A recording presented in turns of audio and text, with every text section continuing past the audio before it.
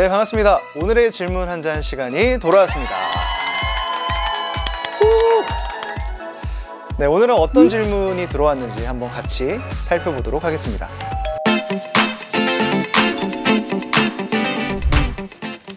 곧 있으면 부활주일이 오는데 부활주일에 대해서 알려주세요.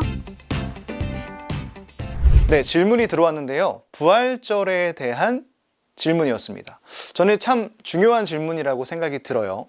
이 질문이 정말 중요한 이유는 부활절과 우리의 신앙생활이 매우 밀접하게 연관이 되어 있기 때문입니다. 그럼 얼마나 중요한지 부활절을 한번 같이 살펴보도록 하겠습니다.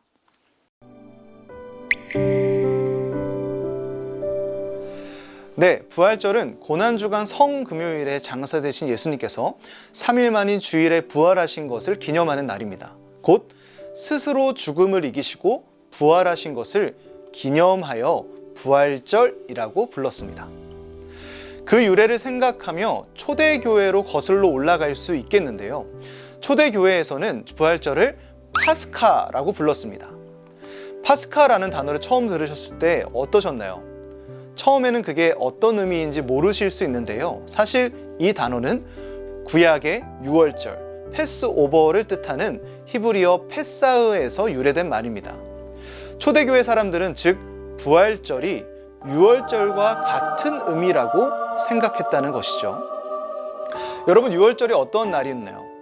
출애굽기에 상세히 기록이 되어 있는데요.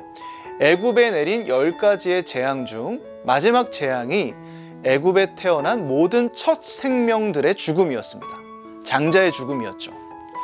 모세는 이스라엘 사람들에게 문설주에 어린 양의 피를 발라두면 그 죽음이 패스오버, 그냥 지나칠 것이라고 말했습니다. 이게 바로 유월절이었죠.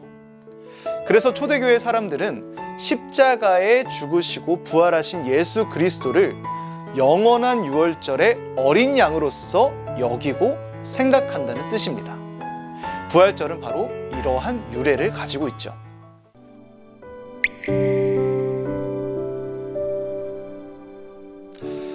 여러분, 우리는 현재 1년에 한 번 부활절을 지키고 있습니다. 왜 이렇게 1년에 한 번 지키게 되었는가 하면 콘스탄티누스 황제가 소집한 니케아 공의회를 살펴보면 그렇습니다. 그 공의회에서는 충분히 지난 만월 후의 첫 번째 일요일로 부활절을 지정하게 되었고요. 그래서 3월 22일부터 4월 25일 사이를 오가면서 1년에 한 번씩 부활절을 지키게 된 것이죠. 근데 중요한 것은 초대교회 성도들은 어떻게 부활절을 보냈을까를 살펴보는 겁니다. 예수님이 승천하시고 예수님을 따르던 자들은 공동체를 이루게 되었습니다. 우리는 그것을 초대교회라고 부르는데요.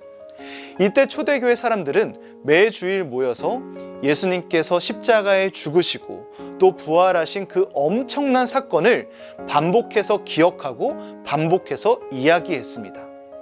그렇게 매주일 예수님의 부활이 그곳에 모인 모든 자들에게 그 공동체 안에서 다시 한번 기억되고 그 부활의 풍성한 은혜를 나누는 시간이 되었다는 것이죠. 그래서 초대교회 사람들은 매주일을 부활절로 보냈다고 말할 수 있습니다. 이것을 작은 부활절이라고 부르죠. 그렇다면 우리는 어떻게 부활절을 보내야 할까요? 초대교회 사람들이 지키던 부활절은 현재 우리가 1년에 한 번 지키는 부활절과는 매우 다른 모습입니다. 예수님의 부활은 기독교 신앙의 근간이죠. 예수님이 만약 부활하지 않으셨다면 예수님은 단순히 사람들을 위해 고난을 받고 희생당하신 위인이나 성인으로 여겨졌을 수도 있습니다.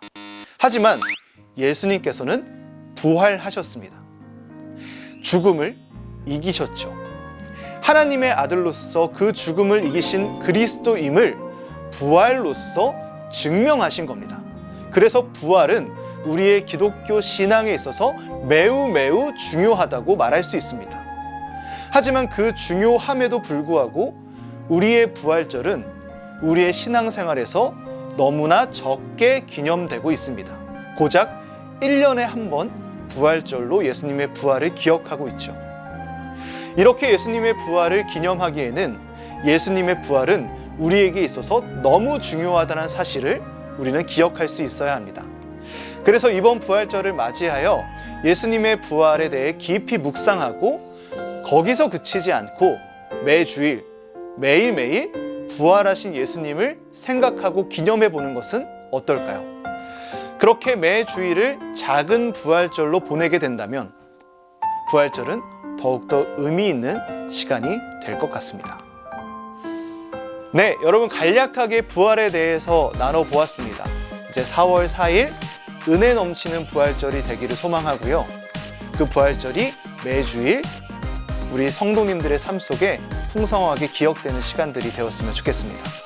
사랑하고 축복하고요. 저희는 다음 오늘의 질문 한 잔 시간으로 돌아오도록 하겠습니다. 여러분, 다음에 또 봐요. 3일 만에 주일 즉 패스오버이라고 뜻하는 다시 하겠습니다. 문장이 너무 내가 이상하게 적었다.